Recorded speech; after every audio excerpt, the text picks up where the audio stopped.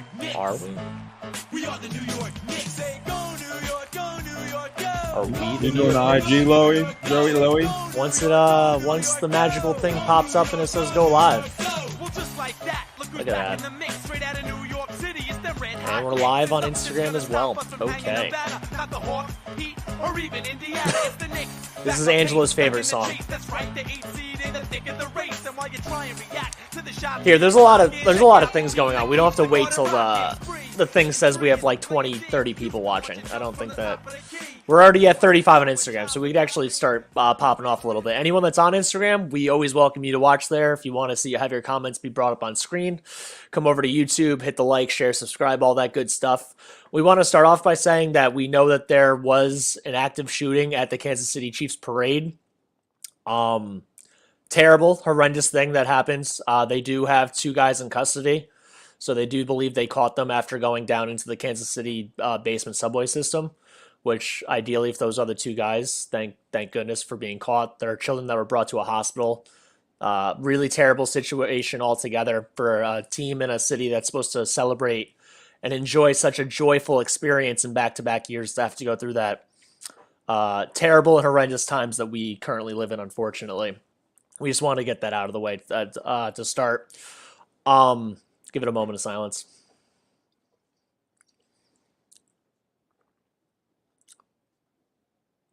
So, to get on a lighter note, Ange, how's it going, buddy? Always in a good mood when I get to talk basketball, and always in a good mood when I get to talk to you, pal. So everything's going pretty smooth. Appreciate it, man. Same here. I know we made the thumbnail about Burks and Thibs and Deuce McBride being left out and all that good stuff, but you did just tell me one interesting thing before we were going on that Howard Beck just reported, and I think that is going to affect the future of the Knicks if you want to share it here and give some immediate thoughts. So Howard Beck, he's like one of probably the first people I actually followed on Twitter ever.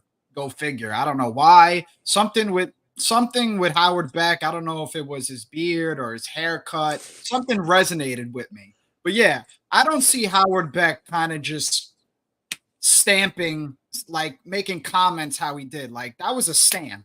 So supposedly, Howard Beck did write an article, and it was about Donovan Mitchell. He will not be on the Cavs once his contract ends. So now we've all kind of knew all along that Donovan Mitchell probably didn't want to stay in Cleveland. But that could change rather quickly, Joe. I mean, if the Cleveland gets to the Eastern Conference Finals, which is it's could happen, that could change. They've been on fire. That's what I'm saying. Like, so as much as Donovan Mitchell might feel a certain way right now, or how he's been feeling about where he's going to go once his contract ends, listen, shit changes in the NBA so fucking fast. So as much I want to put stock into all these people that have been reporting on Donovan Mitchell's going to make the decision on his own when that time occurs at that place. Is there a possibility, because I think the most recent scenario of us seeing a guy win or get close to winning and then leaving, like Kawhi Leonard, literally helped Toronto win their only title. Toronto mortgaged their whole recent franchise history by sending out DeMar DeRozan to get Kawhi Leonard, who was a staple in them making the playoffs year after year after year, and then this one-year rental of a guy that clearly wanted to go to Los Angeles. He made it known. He's from LA. And they sold off and then ended up winning the title with Kawhi. And sure enough, he left anyway. So what do you think are the possibility that even if there's reports over and over again that Donovan Mitchell doesn't plan on staying in Cleveland, do you think there's any chance that he would win a title and then still be gone? If he wins a title in Cleveland, will he leave? If he could, yeah. I can never say never, because I seen Kawhi do it, and I don't even know how that's possible. Like, you got to have like some sort of Kawhi must have been set like 2 years prior on where he wanted to go. Listen, family plays a role in these kinds of things. Weather plays a role in these kinds of things, but New York to Cleveland isn't affecting weather. Toronto to LA definitely did. For sure. But like, to me personally, I don't know how you could pick up and leave after hoisting that Larry O'Brien trophy. Joe, let me ask you a question before we move on or whatever your comments are next. Do you think Kawhi Leonard deserves a statue in Toronto for his one championship there? A statue, no. To get his number retired, yeah. Okay, fair enough. They have one title to their history. He was the MVP, and he's the reason they got it. But for only 1 year, you can't give the guy a statue. Kyle Lowry, maybe. DeMar DeRozan. See, that's the thing. DeMar DeRozan wasn't on the title team, and wasn't. No. That's the rough part. DeMar DeRozan was just the warm up. It was like what is it, the Chuck and Larry, the guy that helped you find your spouse or whatever it is. Like DeMar DeRozan just helped them get most of the way there, but couldn't get over the top. I wanted to, the real thing that I wanted to talk about, it's Valentine's Day. Jason B, YouTube, what up? And Rock, we saw your comment before. What's good from Twitter? Jason B, Vince Carter should have a statue in Toronto. I wouldn't be against that. But again, it's like level of success. How, do you want to give statues to guys that don't help you win a title? I don't. No, and how many teams actually have that? Joe, does Melo belong in the rafters in MSG? To you, I don't think so. Dude, I've already made it known that I would only want guys that either won a title or Ewing at least was the best player on a finals team to get there. Dude, Melo, is Melo even getting his number retired in Denver? And he had a better career in Denver than New York. I don't know, Joe. Did you happen to see the video we posted on Instagram yesterday? The whole podcast is out now. I know, but from that video, that turned a lot of Knicks fans off. It didn't turn me off. I don't know if you've seen my comment, because no matter where he wanted to go, he still made it through the long run with the Knicks, right? And he dealt with a lot of fucking bullshit when he was with the Knicks. So regardless of whatever that New York was his choice or not, he stayed through a lot of shit. And I suspect that you will watch listen to the podcast he did with Dwayne Wade. It's 2 hours and 15 minutes long. Just forewarning, if you want to skip to the part where that question begins, and then he answers it, it's about an hour and a half in. So that would be where to go. That's basically where I started listening to it. I literally Control F on my laptop, typed in the word Amare, and then went from there on, because I found the quote, because it starts with Amare Stoudemire and then goes from there.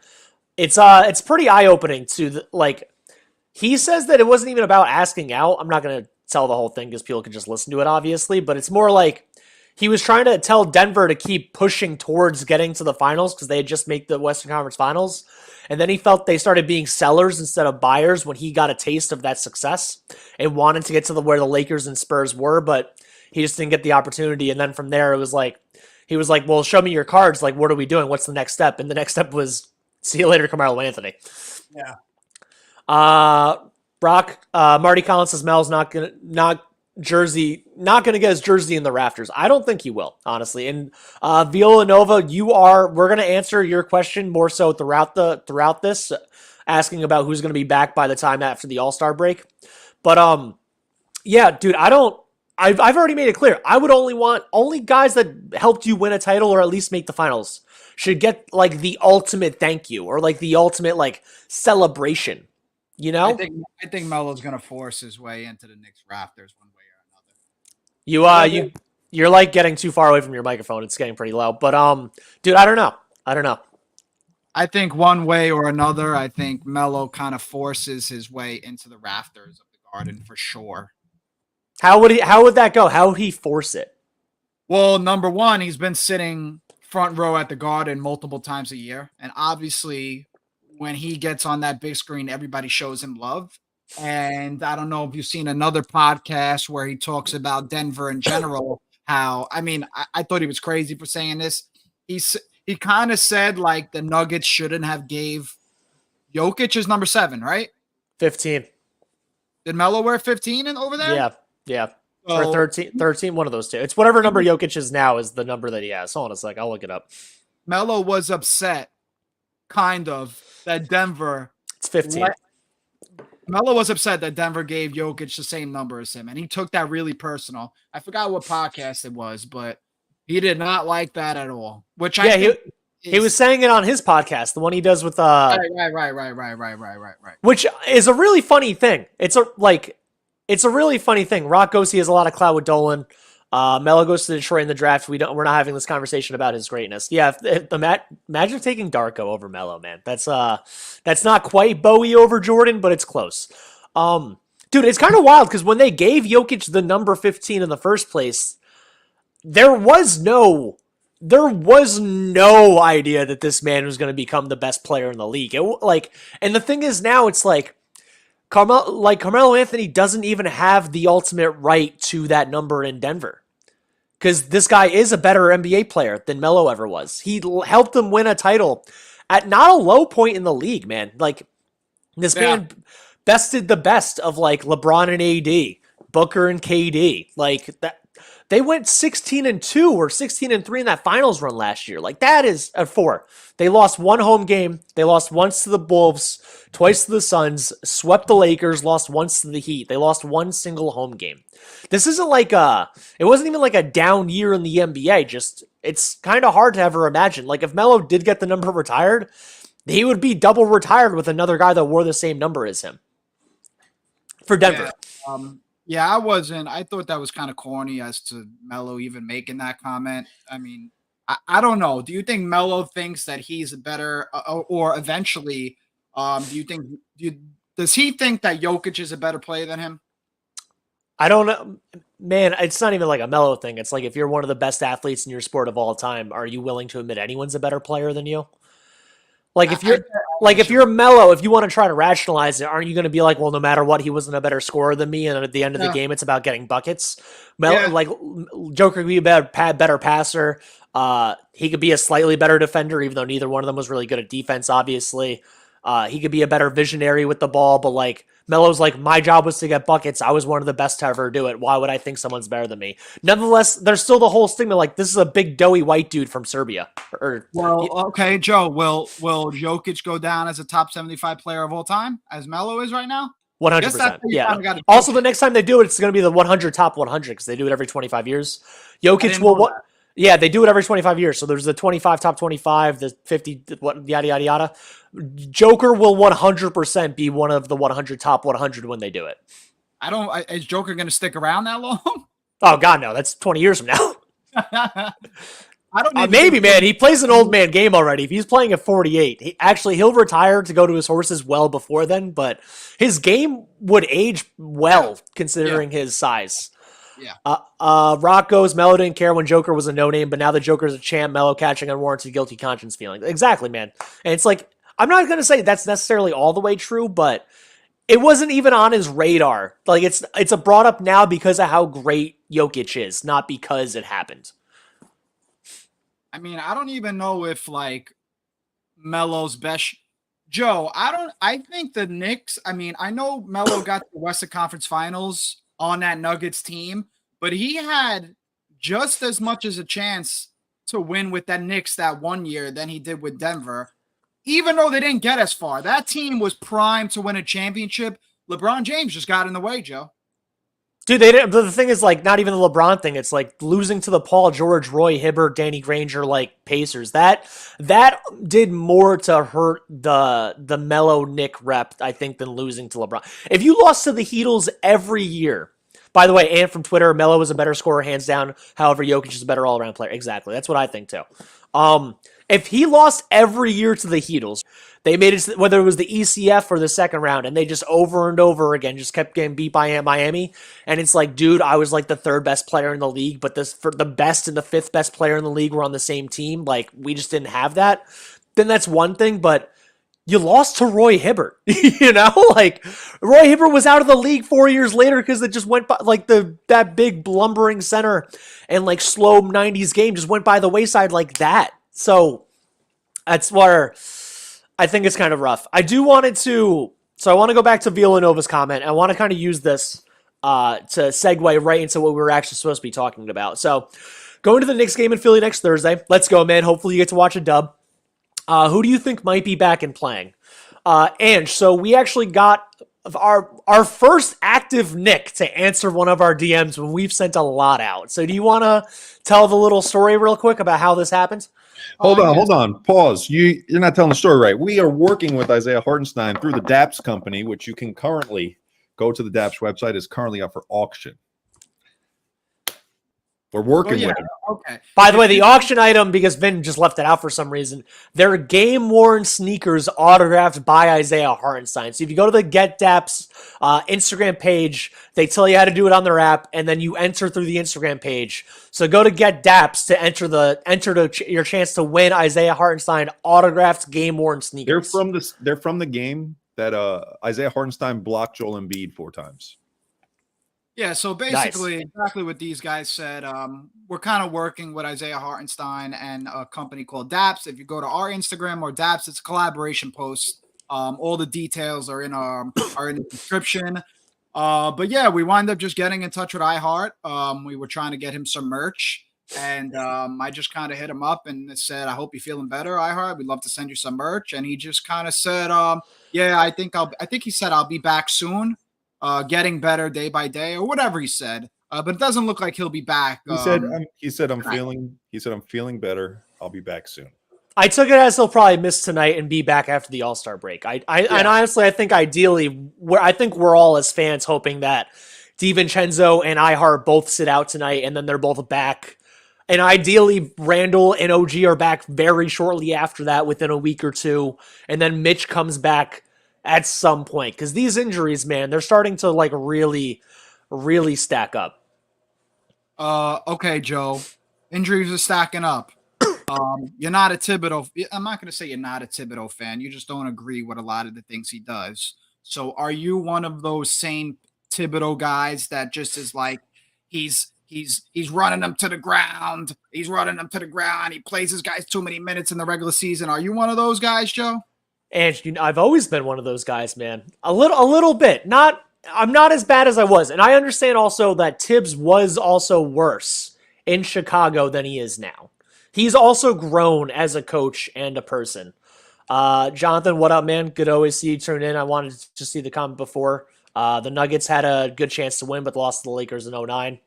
So yeah. So go back to what Wilfredo wrote. It's time for Brooks to step up and show what he can do. Thibs has gotten better as a coach. It's like, the old thing, you can't teach an old dog new tricks. Thibs has actually grown and adapted with the modern day NBA. He did it slowly, as most people in their 60s do anything. It takes you a little while to get there. He grew to adapt the 3-pointer model as the form of offense. He's never been an emotion offense guy. He wants to keep what's it called? The ball movement down. He wants to keep the turnovers down. Put the ball in the hands of your best players and then have them go to work and try to have guys move around that. It's why when RJ left, OG seemed like such a good fit and all that good stuff. Thibs is two things I've always disliked the most about Thibs is his late game offensive play calling. So it's like, I've never actually enjoyed him calling late game out of bounds plays or any of that stuff. I never thought he was one of the best at it. I've seen even what Joe Mazzulla does now, who I don't think is a good coach, but he's a good offensive mind. And granted, he has the best roster in the league, so it's easier to adjust or whatever you want to say, try stuff out. But Spo was always good at it. Popovich was always good at it. Kerr is great at it, which again, kind of the Mazzulla thing. If you just figure out how to magically get Steph Curry the ball off a Draymond screen, things work out a lot of the time. So I get he's never even had the players to do that, but it's his whole thing is one way or another, it's just get Brunson the ball and see what happens, So with all that being said about his play calling, and Ant actually just wrote that, where is it? I want to put this up real quick. I'm not a fan of the take about the Thibs thing. Thibs has limited guys. What do we want? Jalen Brunson's dad to suit up? No, I want Jacob Toppin to get 5 minutes. I want Charlie Brown to get 4 minutes. I want Deuce McBride, which the reason why we made the thumbnail the way it is right now is that the second Alec Burks gets here, he gets 15 and 20 minutes a game. Bojan Bogdanovic, who's now also questionable tonight, and we knew he was already a 34-year-old with a recent injury history coming onto the team. The 2 games that Bojan has played for this team so far, I'm pulling it up right now. He's already averaging 28 minutes. He played 33 against Indy, and 23 against Houston.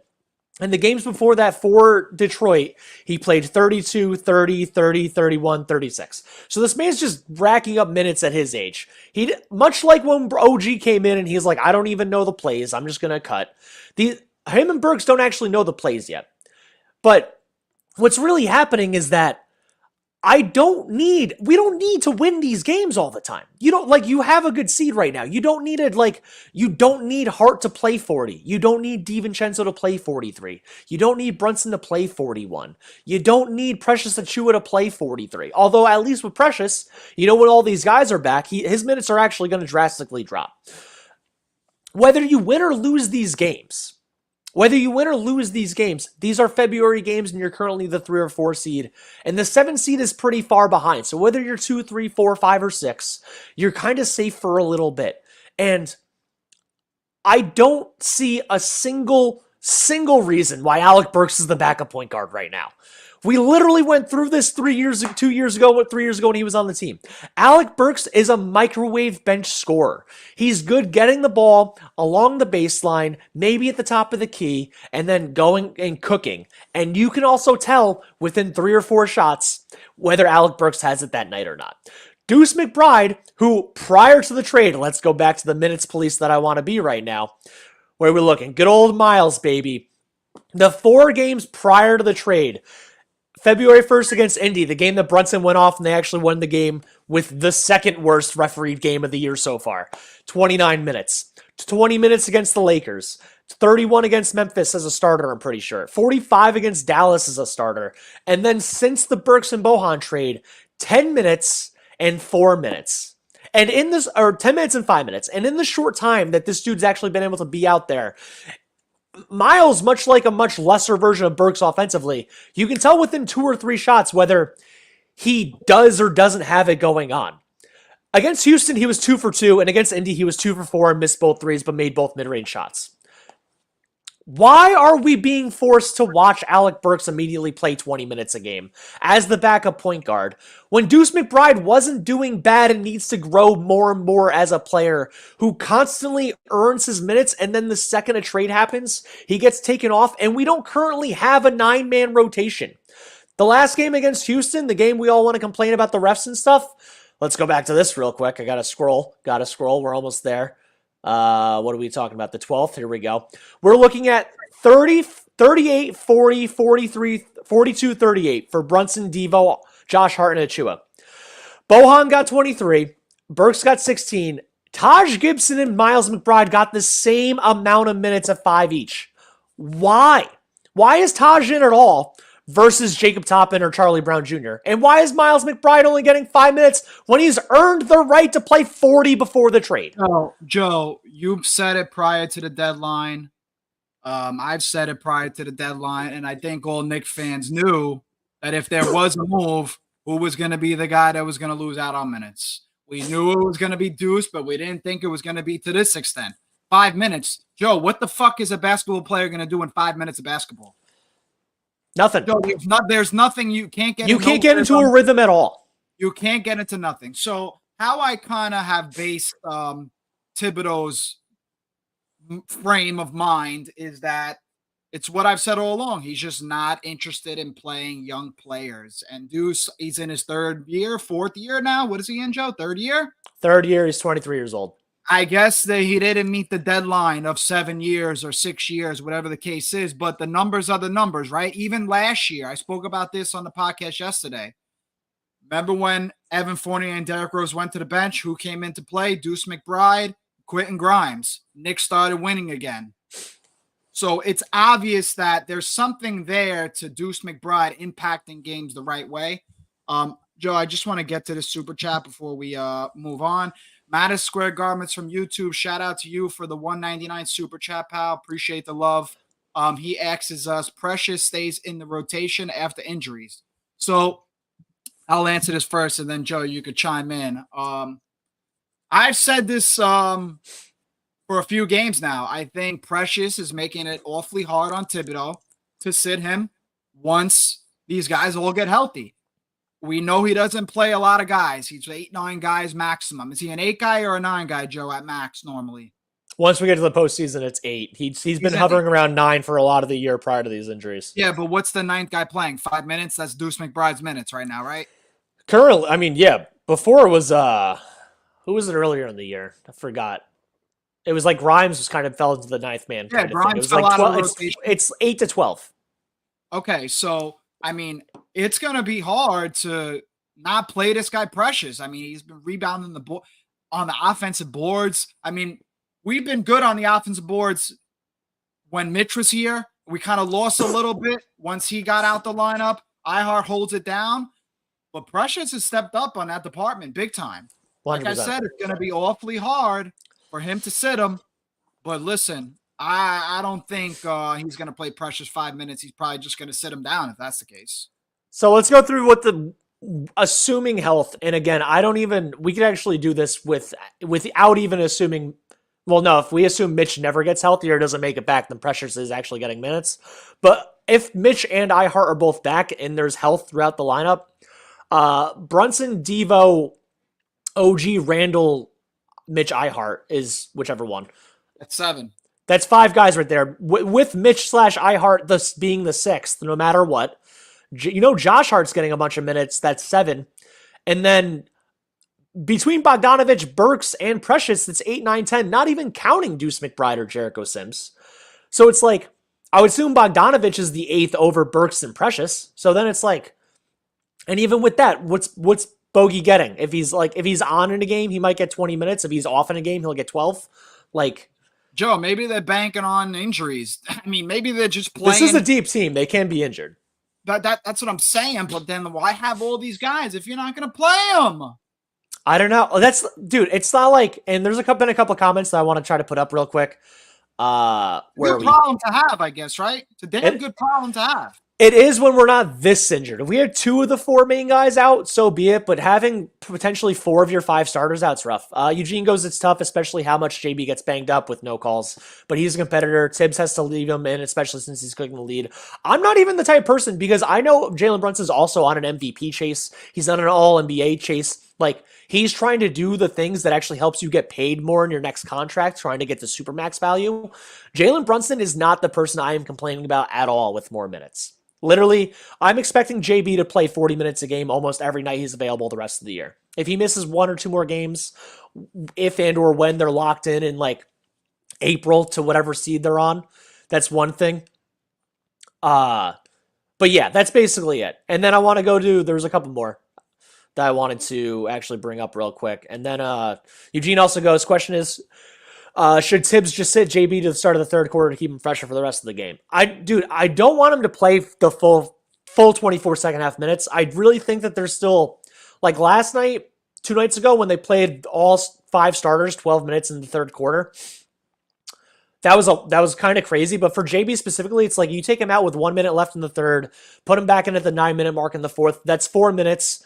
Ideally, in that 4-minute time frame, you're not being outscored by 8 or 10 or anything crazy, and then you let him close the game out, and you just gave him a little break. But between DiVincenzo, Hart, Deuce, Burks, and Bogdanovic, who right now Bogdanovic is really more of a 4 for this team because of injuries than he is even a smaller guy. So he's like the big wing, even though he's not a defensive player for this team. So between Burks, Devo, Hart, and Deuce, like, I know Deuce gets the least of those 4 guys minutes-wise, but is Alec Burks that much better than Deuce McBride that it's 18-5? No shot. Deuce McBride's still one of our best point of attack defenders, and he's tenacious. He's had a 3-point shot going 40% since January 1st, since he started getting playing time. This dude doesn't average more than 3 turnovers a game per 36 minutes. He's not like throwing the ball away all the time. So if he gets bullied because he's a shorter dude, that's part of the NBA. It happens. But at least he's really good defensively and knows where to be at the right time. To play more than 5 effing minutes in a game, especially when 4 of your best 8 players aren't there. Well, we'll see tonight, right? If DiVincenzo's out, you'll get some extended Deuce McBride minutes, Joe. It'll probably be one of your favorite games of the year. Deuce or McBride Burks plays 40, man. We don't know. Well, this is what this is kind of what I've said about the additions of these guys coming into the lineup with our main guys out, or a bunch of our main guys out. There's got to be some sort of adjustments, right? In terms of even Jalen Brunson, I think, has got to adjust his game. Everybody's got to adjust their game a little because, now that we have the roster depth, right? You have, just for right now, in the time being that the guys are injured, you have Bogey, you have Burke. They are erratic, yes, but they can put the ball in the basket. So for this whole season so far, during certain situations of adversity, they kind of know where to go, where and who wants the ball. And that's obviously Jalen Brunson. He knows how to pick his spots. He kind of knows how to manage the game. Now that you have two guys, one being a 20-point scorer this season in Bogdanovic, and Burks, what is he averaging, 14 a game this year? Whatever it is, it's somewhere around that number. Burks was averaging just over 13 when he got to the Knicks. So JB's kind of got to adjust to know that these guys can also put the ball in the basket. And Burks and Bogdanovic got to know also when they got to pick their spots, because JB's been the guy all along, all year. You know, when we need a basket or when we need to calm the game down, ball goes to him. And I noticed in certain situations during the fourth quarter last game, not that they didn't know what to do with the ball, but they were just kind of going on their own and just take, like Burks and Bogey were just kind of doing their thing at one point and just not even, I don't want to say give Jalen Brunson any respect whatsoever, but usually when Jalen Brunson gets the ball last game, he wasn't really getting the ball last game. So there's an adjustment period in terms of like where and when these guys like the ball and how the team's been rolling and running. 100%. To get some more of these, Jonathan goes, Burks ain't a guard. He's a shooting guard, small forward. He's just not a point guard to me. And like Burks has never averaged more than 3 assists in his career or 3.5 in his career, even when he played 30 minutes a game as a starter in Utah sometimes. Like, it just hasn't happened. Travel Vibes, what's up? This is twice they did that to Deuce. First time with the live roll of Josh Hart. Yep, which, Ange, you were talking about before. K Miles, I'm pretty sure this is the first time I'm seeing you on here. So thank you for tuning in. Anyone on Instagram also, please come over to YouTube. Subscribe. Make sure you guys hit that thumbs up button. Everything helps the channel. Much appreciated. K Miles, Burks, and Bogdanovic are a perfect fit for the New Look Knicks. They take pressure off of Brunson, OG, and Randall. I do agree that the adding them for depth and also to help us once we get to the point of being fully healthy, 100% is going to help so much. And dude, knock on wood, knock on everything that if Mitch doesn't come back, Precious Achiuwa stays healthy, because for a guy that's only 6'9", 6'10", this man is eating those offensive boards the same way Heart, the same way Mitch does. This like better than Sims, obviously, which is why he gets more playing time than Sims does. No matter what, man, shout out Othello Harrington. Othello Harrington has been like a big man whisperer since he's been on this coaching staff. And it's been what, since 2021, right, Anch? Like our offensive rebounding rate and overall rebounding rate, each guy individually, if you guys, anyone follows B-Ball Index or NBA University, they post the graphs like for individual stats. Mitch and Ihart have both been at the top right, the best offensive rebound percentage and the best overall rebound percentage, like 2 of the top 5 since he got here. And shout out Othello Harrington for doing everything he could. Eugenio goes, should depend on the team they're playing. If it's a scrubby team, play Achiuwa. If it's good, you have to start Ihart and OG. I mean, for tonight specifically, we're playing the Magic. We said Ihart actually answered us in the DM saying that he's feeling better each and every day. It didn't sound like he was playing tonight based on the comment, but I mean, if he misses until the All-Star break and comes back for Philly, that'd be awesome. And Knicks 100 at GM, what's up, man? I see you comment on almost every single version of Knicks content on YouTube. You are a Knicks fan all-star, if I got to say so myself. We wouldn't need Burks or any other PG had we not wasted all that time with the show off quickly. He goes, of course, Deuce is not fully prepared. And with that, Ange, I'll let you answer that. So Knicks 100 at GM basically was like, Thibs didn't spend any time preparing Deuce off the bench. He spent too much time playing quickly. So now we need Burks because Deuce isn't ready because of his lack of playing time prior. So what do you think about that? I think Deuce has proved more than enough that he deserves at least 10 to 15 minutes a game. Is Tom Thibodeau going to give them? I don't know. He has an obsession with Burks. We've obviously seen these past 2 games that Burks has been his kind of backup point guard. Like Joe has said, that recipe didn't work. That was the recipe that got fucking Alec Burks traded from the Knicks. To go back to that recipe, it's a fucking can of worms. It's not working. So it's okay that you tried something, right? I'm okay with Tom Thibodeau trying anything. I'm okay with Precious Achiuwa sitting on the 3-point line. Somehow it's sometimes working. But if something's clear and it's evident that it's not working, it's okay to go back to what's working or to fill in a little. With what you just said about Precious, can you also read the comment on there and then keep going? Sure. K Miles from YouTube, thank you for stopping by. Precious Achua. Yeah, I don't know how to spell his name either. I would have spelled it like you. Every time every time I got to search Precious, every time I want to type Precious's name on Twitter or X or whatever, I always got to go to Google and search his Dude, just type Precious Knicks, man. It'll show up. It shows up? Yeah, Precious Knicks will do it. Precious Achua deserves a lot more playing time with the New York Knicks. He's playing really good NBA basketball so far. And he's getting over 40 plus right now with these injuries. So I'm pretty sure he means once the guys come back. Right.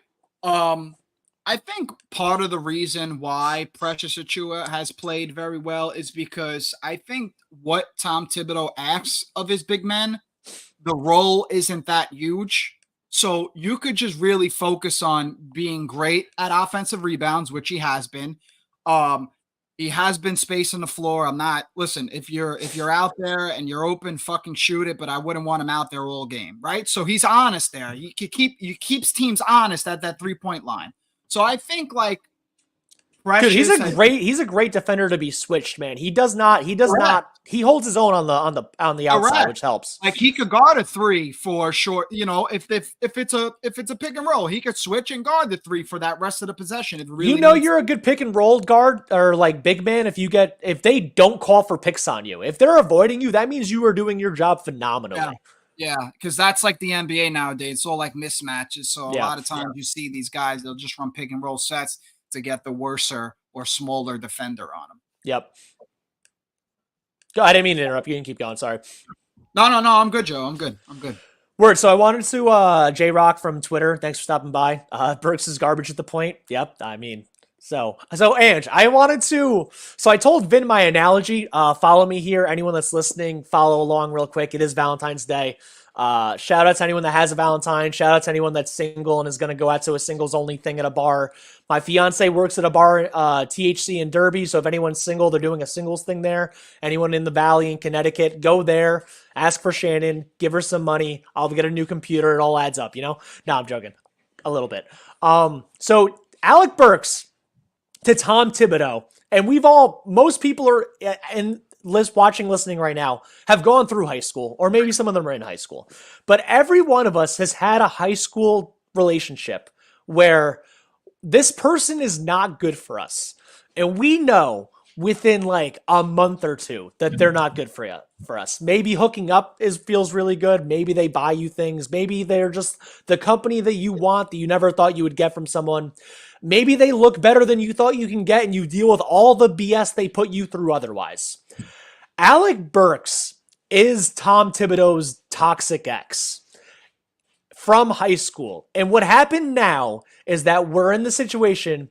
They're both done with their sophomore year in college. They haven't seen each other in a little while. This dude now they're both back home for the summer. And one of the Burks unblocked Thibs on Instagram. Finally, and Thibs just every day, he's been checking the tag. He's been checking the @ Is it unblocked yet? Can I reach out yet? And sure enough, now Alec Burks is available for Tom Thibodeau. And this man is just back to his toxicity of playing this dude as a point guard when he's not a point guard.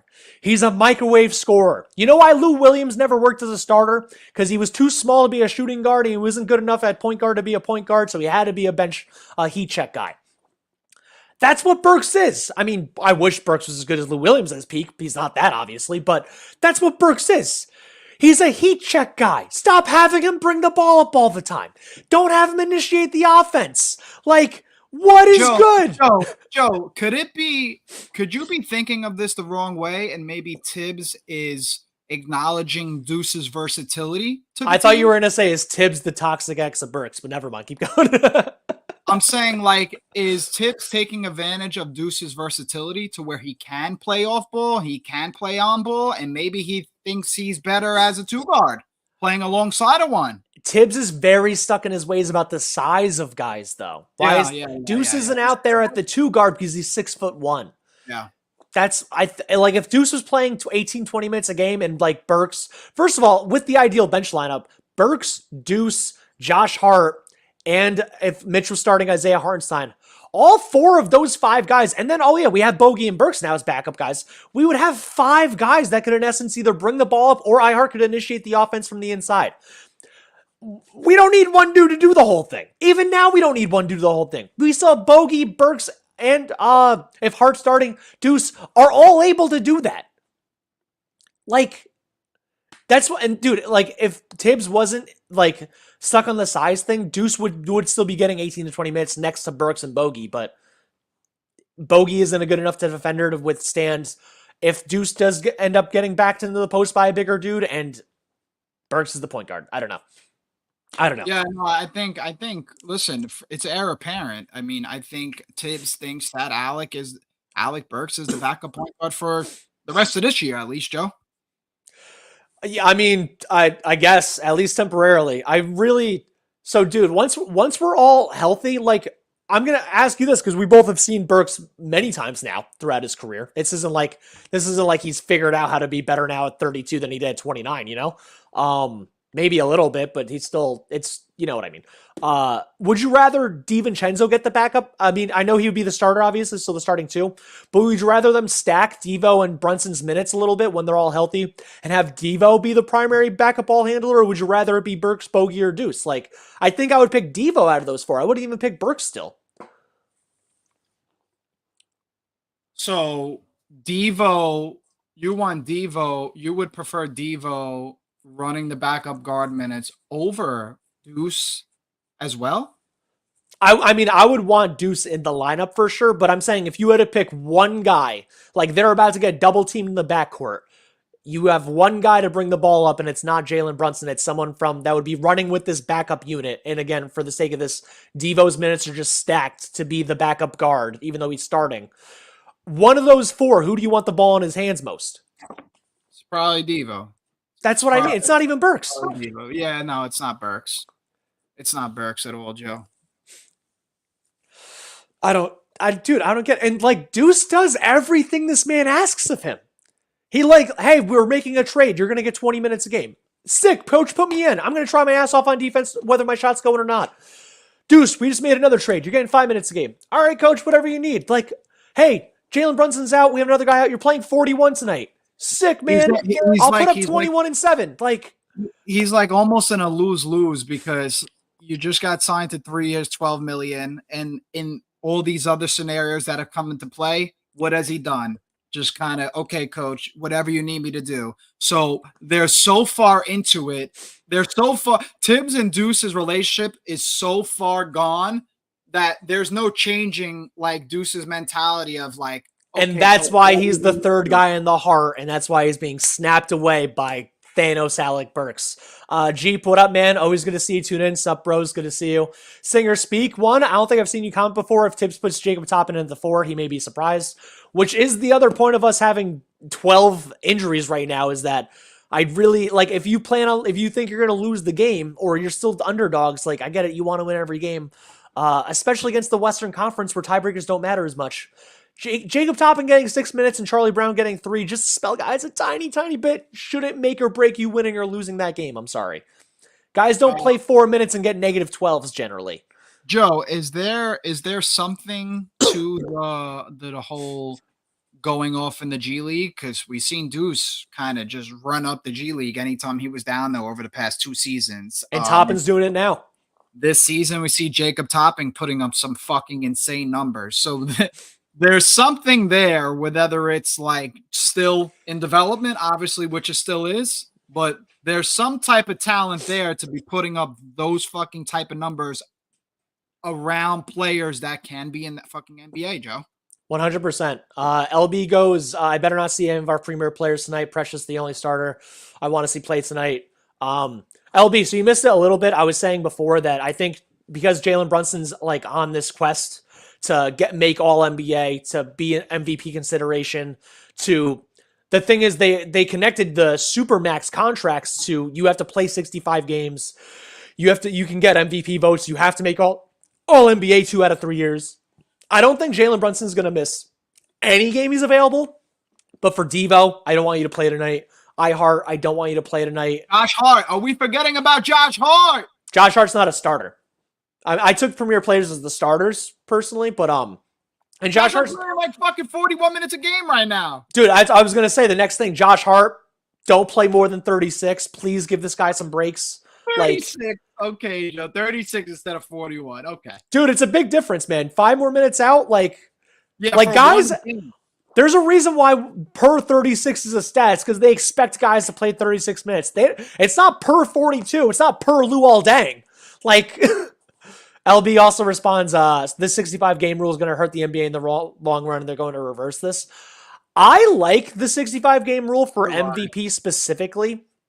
What I actually have always hated since they did it is that to connect the super max or max contracts to games played, or if a team wants to sacrifice a third of their salary to a guy that has an injury problem, you should let them. That's on them to suck or not.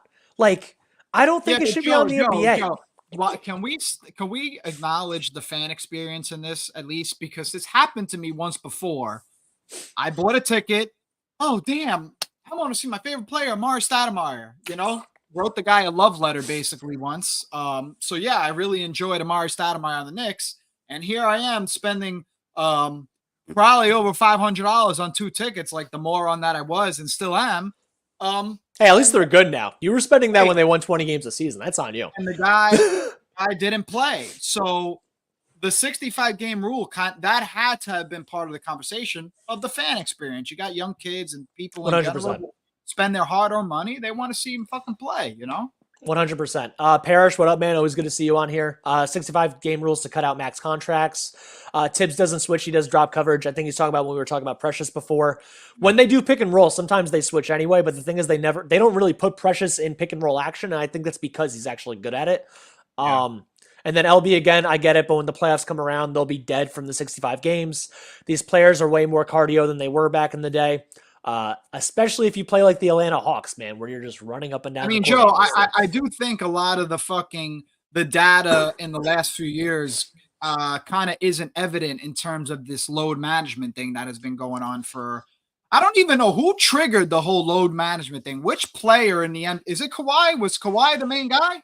I don't think Kawhi started it, but Kawhi definitely is the one that made it take off. So there's just there's not enough evidence over these past few years that these guys that have been getting load managed, like a Kawhi, like a Paul George, it hasn't fucking meant anything because these guys are still getting hurt and not playing. Dude, you know what's really funny, actually? Kawhi is on pace to miss his 3rd game of the year tonight.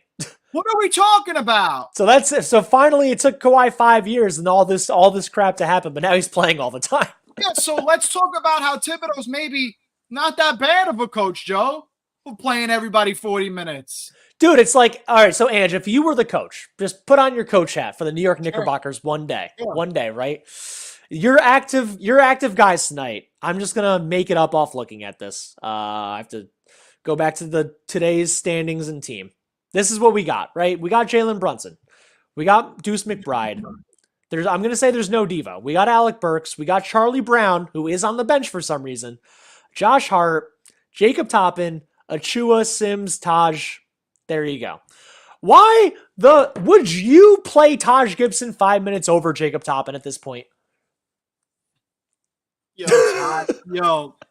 Oh man, I really feel bad for Taj. I really think some possessions, he really don't have it and he just gives it. But you see, there's possessions where dude is struggling to run up that court or can't guard a soul in any pick and roll coverage. Taj Gibson's hands are really wide, right?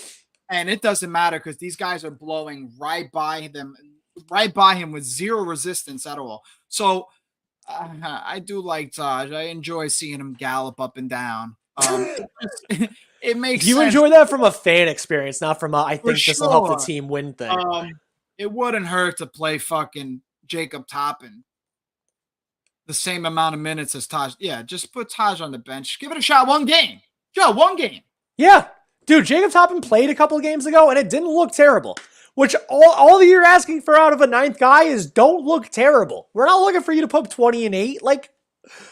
Can you hold your own against the worst front court player out there that's also the backup for that team? That's it. I see Charlie Brown. I understand why Charlie Brown isn't getting a lot of minutes. I get it. I'm sorry, Charlie Brown. I know you've gone through the summer league and G League a lot. You're 26, 27 years old. You've been living out your dream.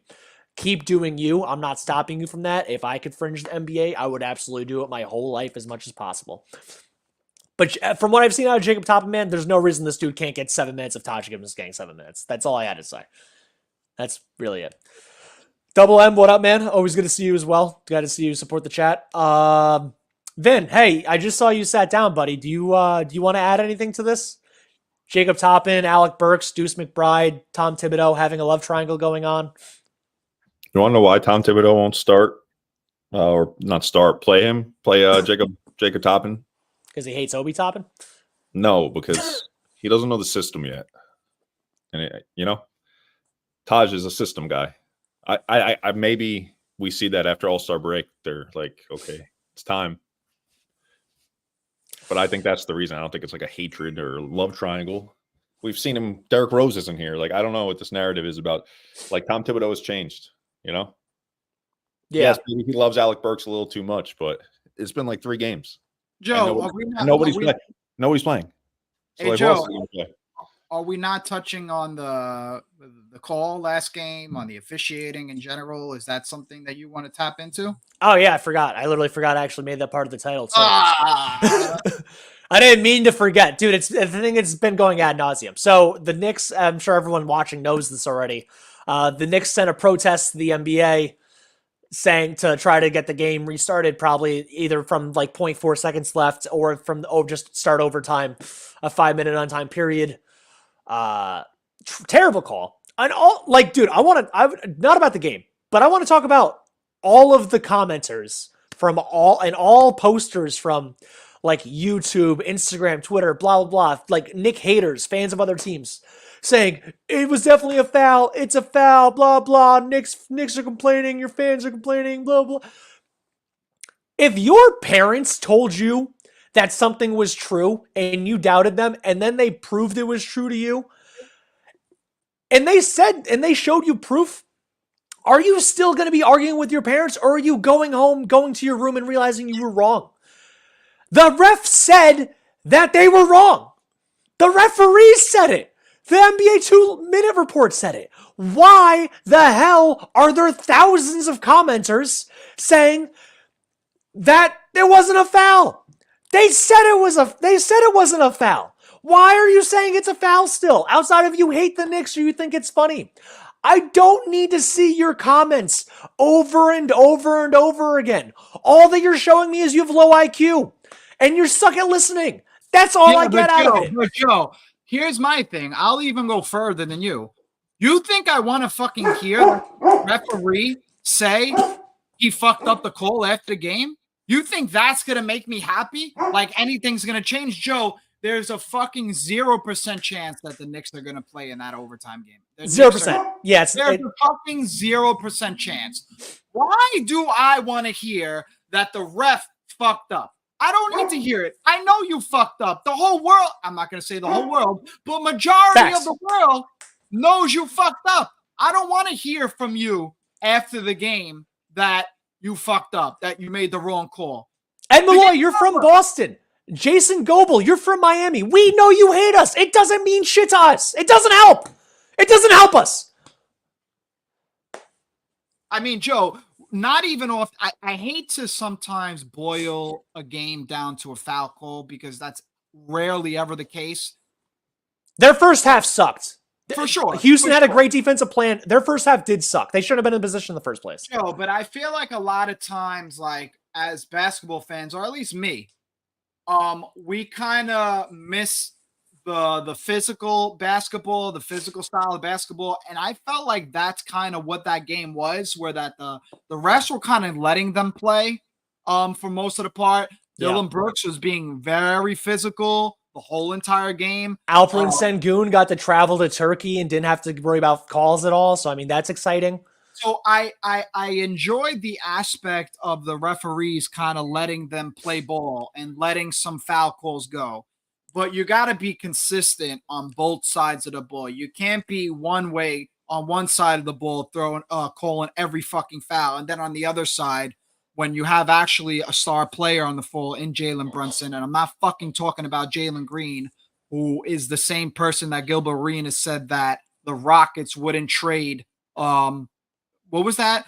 Gilbert Arenas said that the Knicks needed a star, like a star name, like Anthony Edwards, which I understand, or Jalen Green. But he also said that if the Knicks offered the Rockets Julius Randle and Jalen Brunson for Jalen Green, that the Rockets would say no. Yeah. Are we okay? He's not. No. So what I was kind of getting at was they were giving every call to them, not giving any call to us. You got to kind of play. You can't just play one side of the fence. Jalen Brunson is in that paint the whole entire game. Don't tell me that the Knicks only had 12 free throws and the Rockets had 32. 32 to 12, 32 to 20 more free throws than us? Ridiculous. What player on that team deserves that amount of love?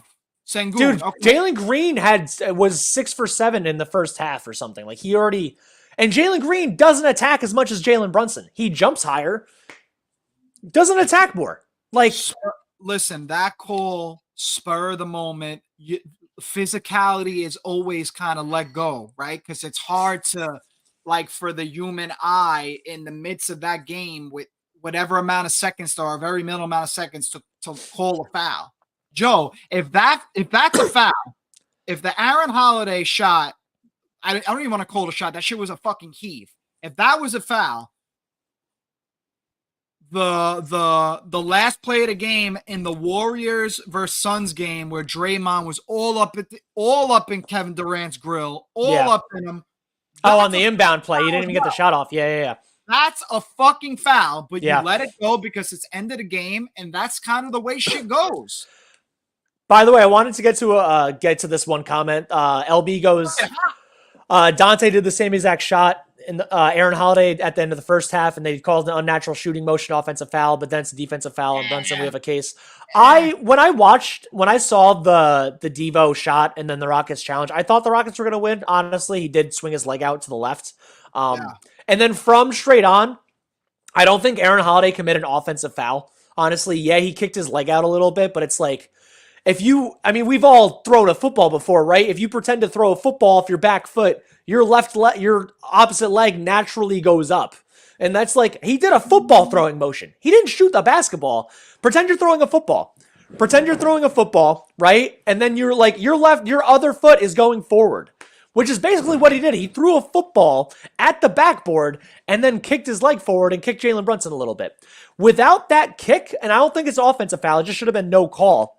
Without that kick, Jalen Brunson completes the flyby. He doesn't even touch him, except for the fact that also Aaron Holiday's left arm, much like when you're throwing a football, your left arm is out to the side. He ran into his arm and he ran into his foot because this guy wasn't even playing basketball for a play.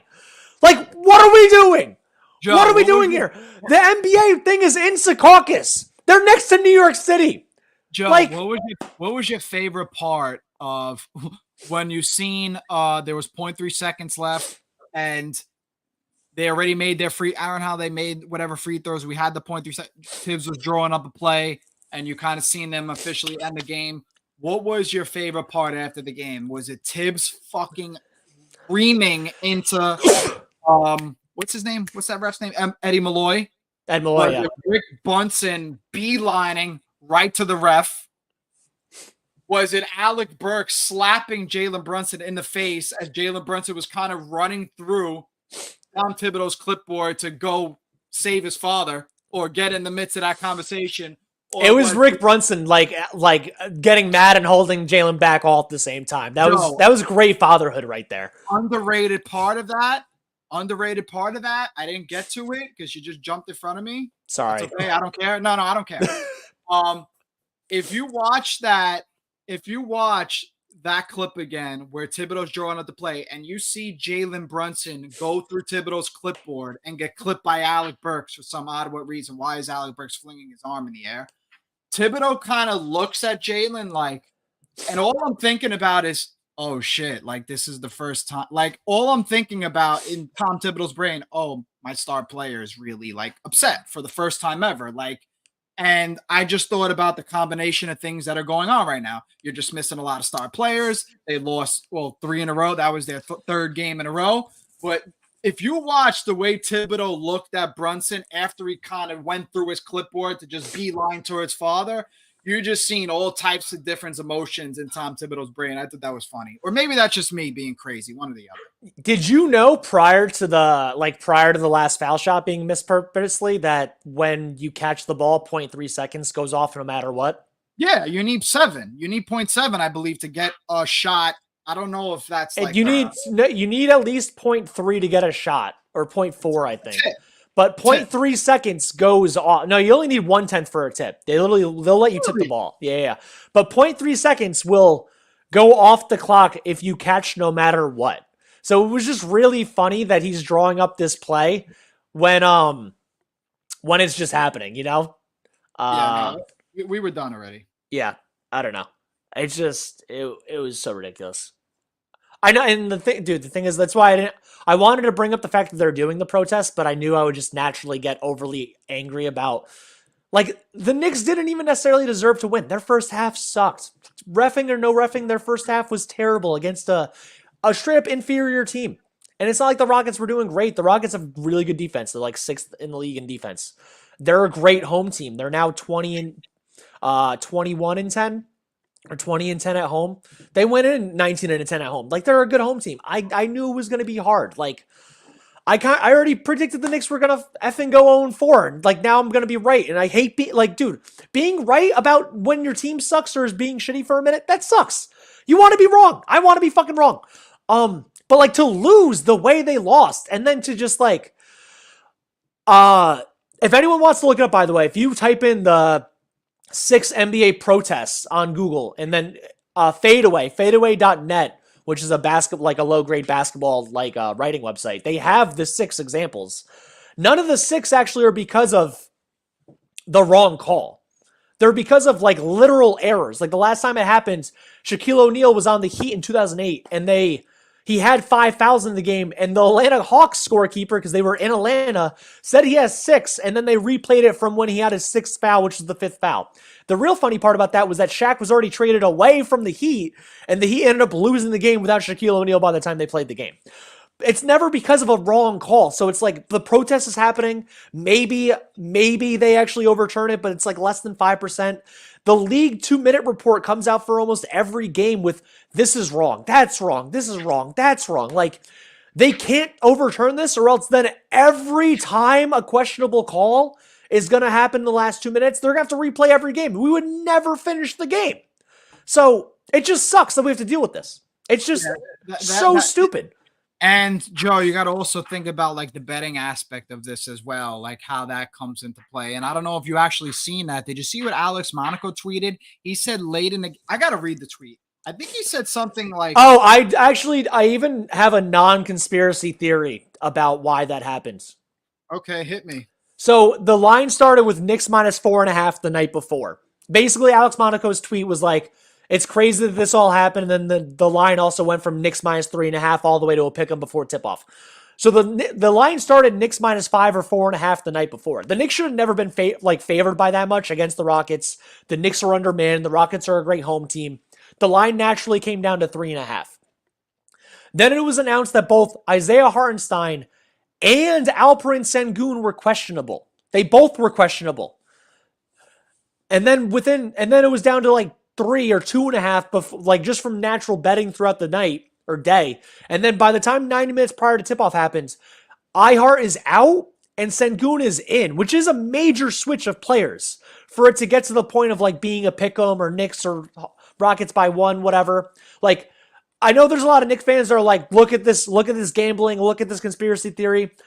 Almost every Knicks fan forgets that Sengun almost didn't play and then he was announced in, which Sengun's their best player. So that would actually enhance their line a lot in order for it to actually mean anything. Do you think, are you a conspiracy theorist, Joe? Do you believe in the game was rigged? Is that your MO? No. I think people have bias. I think that every single time you have a referee from Boston or a referee from Miami or a referee from Indiana calling a Knicks game, there is a natural growing up bias. every single one of these refs, even if they claim to be as unbiased as possible, they were a little kid at one point. Yeah.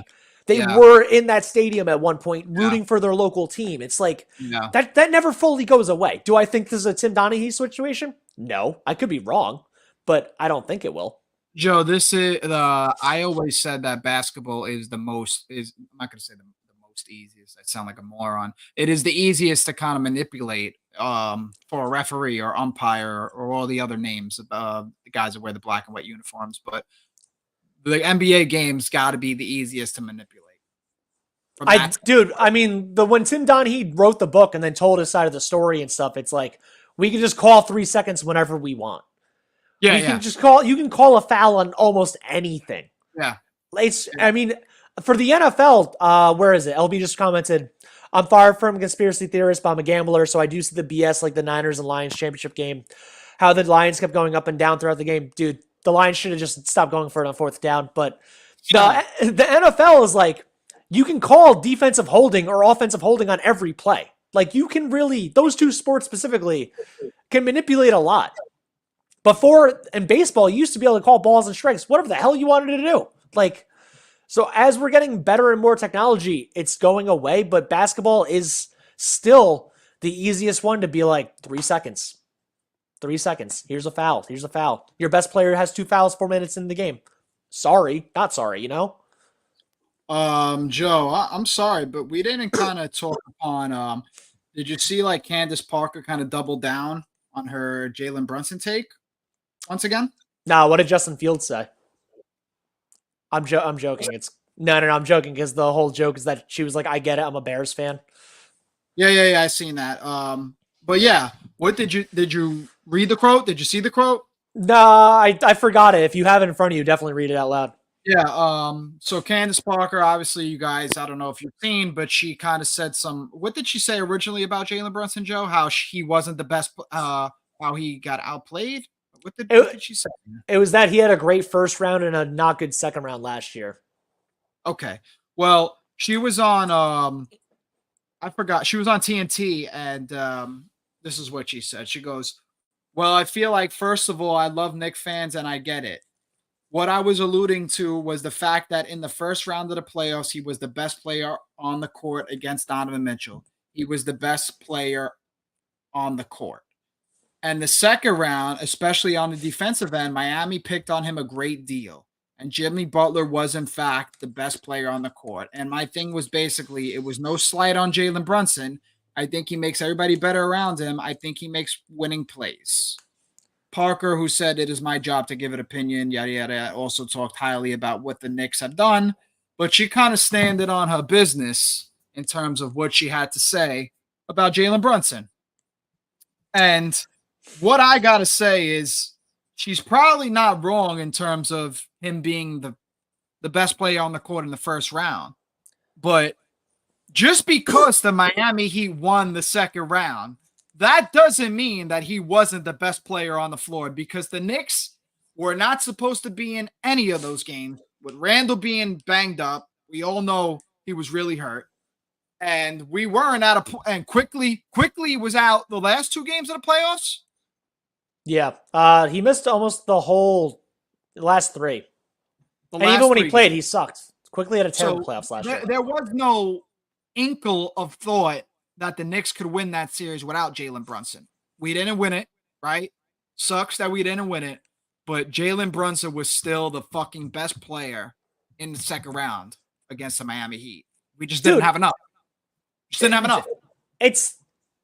What I'm just so confused about is that even if you, like, for her to double down and, like, Candace, you could just pretend to be right by, like, I don't even, like, the dude dropped 42 points in an elimination game, and the next best player had 15, and Randall and Barrett combined to go 2 for 19. Like, how are you, or 2 for whatever? Like, what? They both made free throws. Thank you. But, like, how are you doubling down on this? Also, separately from from Butler being the best player in the series, I know Butler scored the most points for Miami, but dude, who do you think? I was watching those games. We watched every one, man. I felt like Bam had a bigger impact than Butler did for them to win. Yeah. Straight up, Bam's defense mattered more than anything else in that series for Miami. Butler is the great closeout guy, but Hey, Joe, I want to read off Brunson's stats, first and second round, last season's playoffs. Go ahead. Jalen Brunson against the Cleveland Cavaliers, 24 points, 4.8 assists, 4.2 rebounds a game. I got no numbers. I got no shooting percentages. It's all good. Numbers. Second round, Candace Parker, listen the fuck up. Listen. 31 points, 6.3 assists per game, 5.5 rebounds per game. Candace Parker, sit down and stop talking about the GOAT. Leave him alone. Let the dude hoop. He's literally taking New York on his whole entire fucking back and ran away with it. He's in the MVP conversation. Why, whenever we're getting any chance to shit on Jalen Brunson, all you ESPN personalities and all you people of higher power, why the fuck are we doing it? He's done everything right since he's been with the Knicks. It's for ratings, man. Thank God we have Perk. Thank God we have Kendrick Perkins. And dude, it's for ratings. A big Perk, baby. Straight up. Candace Parker is a hooper at heart. She's one of the all-time best, right? And I'm just gonna throw out an example of why I think Candace Parker probably didn't watch the Knicks Heat. You know, what were the other series going on in the second round last year? The Suns Nuggets.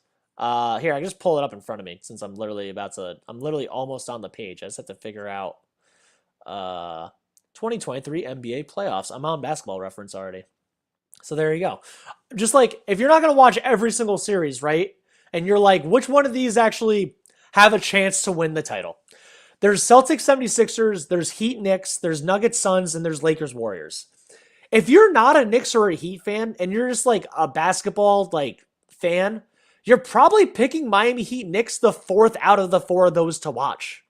You think from a star standpoint, from a chance to win the title standpoint, the Celtics were the favorites to come out of the East. The Celtics have Jason Tatum and Jaylen Brown, and the Sixers have Joel Embiid. Those are all bigger names, basically, than I know Jalen Brunson's bigger now, but I'm saying last year. The Nuggets had the best player in the league, Nikola Jokic, defending MVP prior to Embiid winning it. The Suns have Devin Booker and Kevin Durant and this new look team. And then the Lakers and Warriors, I don't even have to explain because that's probably the most watched series of the four by far. If you're picking three of the four to watch, you're Knicks, Heat, I'm going to skip that. Neither of these teams are going to win the title. I don't really care. I'm just going to make some stuff up. I didn't really watch Game 6. It's whatever. I was actually flying to Warriors, Lakers, or whatever the hell she was doing. It's just here's my thing, though. Why can't they just admit that they fucked up with what they said? Just take accountability for what you said. It was wrong. Having a take is fine, but being factually wrong is a whole other thing. She's factually wrong. What do you think gets more ratings for them? As far as admitting her being wrong, or her doubling down, and then the other 29 franchise fans that don't like the Knicks are haha, yeah, suck it still. There's got to be a balance. There's got to be a balance for her because she's kind of new in the game. The balance is Kendrick Perkins, and then the other one's all clown. That's what the balance is. She's going to lose her credibility within the first couple of years that she's on air all the time. Dude, Candace Parker is relatively good at her job, not the best, not the worst, and she's one of the best WNBA players of all time. And there's no repercussion for refs being wrong. There's sure as hell no repercussions for media being wrong. No, there is. So go ahead. What I seen from Alan Hahn's tweet is he said they'll miss games, meaning I guess the NBA assigns these guys games. I don't know if it's monthly, weekly, whatever the case may be, but they won't assign them games, and I'm sure they get paid by game. And also they will get fined. Yep. And also lose out on the playoffs, ref in the playoffs, as I'm sure there is a bonus in pay at that time. Yeah, no, that makes sense. But not enough, man. I know that. Some of them should be fired. How Jason Goebel literally has the two worst calls of the year. He was the Lakers guy. When LeBron went off again. Yeah, dude. By the way, Mario from Twitter, old head, what up, man? Mario 13 OG. Ange, did you watch the Thibs press conference last night? I did not. You did not? Yeah, I didn't either, so I can't really say. Did you watch the Thibs press conference? No? I heard him say just basically what Brunson was saying. Yeah, great call. Yeah, great call. Oh, that one. Yes, I did. They both pretty much dismissed it. Try not to get fined. That was the chance to go all the way with it. If you're gonna do the whole protest, like listen, I'm sure they sent in game film, a bunch of clips of the Rockets playing awfully physical. I know that's a thing. So if you're gonna go all the way with it, I would have fucking hoped Tid was gonna just ream into the media after that game and give us a lot of good funny clips to post and memes. That would have been fun. I mean, we all watched the game. The thing is, what are you going to really say or do in the press conference? Like Ed Malloy announced that he was wrong, that like basically at the same time as them getting up on stage. Like, Mario says that Thibs got fined, so he definitely said something that got him fined. Apparently, really? I guess, yeah. LB goes, my theory: media personalities don't admit they're wrong, other than ego, because if they're wrong, if they admit they're wrong, credibility gets shot, even though it's shot for the bad take in the first place. Mike Rodriguez, what up, Mike? Always good to see you. We need iHeart back at the very least. Julius should be good to go, too. Not sure about OG since he's getting that surgery. And maybe by the grace of the basketball gods, Mitch is back. If I was to make a prediction of the order that these dudes come back, I would say iHeart's back after the All-Star break, like literally first game against the Sixers. I think OG is back a week after that, maybe 7 to 10 days after that. And then I'm hoping Randall is back. What would 7 to 10 days be after that? Like basically March 1st. I'm hoping Randall's back by March 8th, so a week after OG. And then maybe, fingers crossed, Mitch is back before April 1st.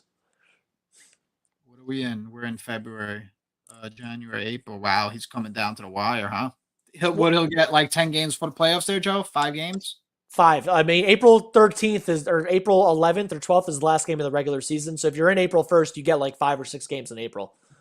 Yeah, you need 5-10 teams as a 5-10 games as a whole team to really gather the chemistry.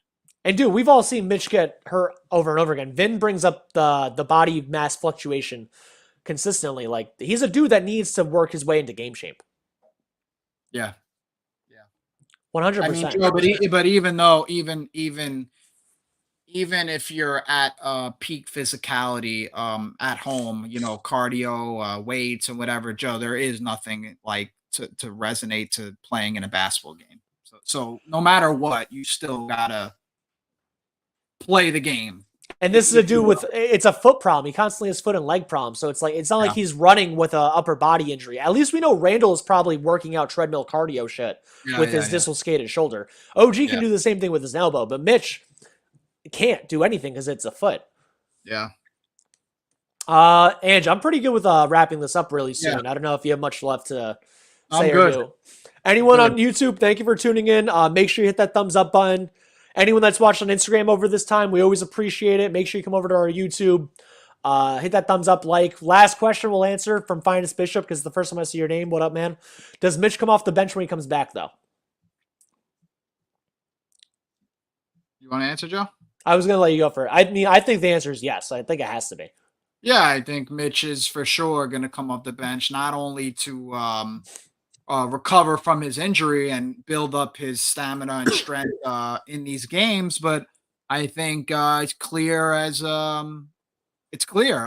iHeart is just a better fit in the starting lineup.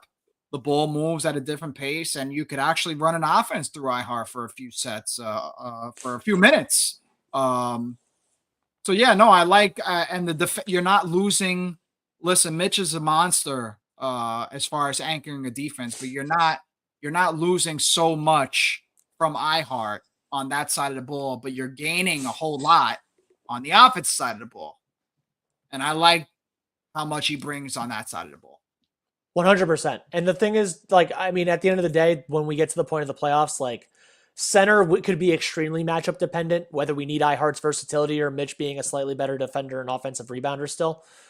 I think if we play the Heat again, it would be mostly iHeart because, Spo loves that hack-a-Mitch. He's going to go to it. He's a smart guy.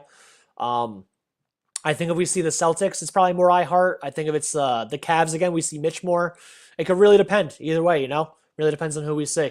But yeah, let's go Knicks. Thank you again for everyone tuning in. Like, share, subscribe, comment, all that good stuff. Knicks 100, man. I'm serious. I see you on every single one of these. It's impressive. I don't know how you have all the time in the world, man. I'm impressed. Let's go Knicks. Let's GTFO. Let's beat the Magic. I want to be wrong. I don't want to be 0-4. Beat the Magic. Precious Achua, masterclass defensively against Paolo Banchero. Hold this dude down. Let's go Knicks. We'll talk to you guys later.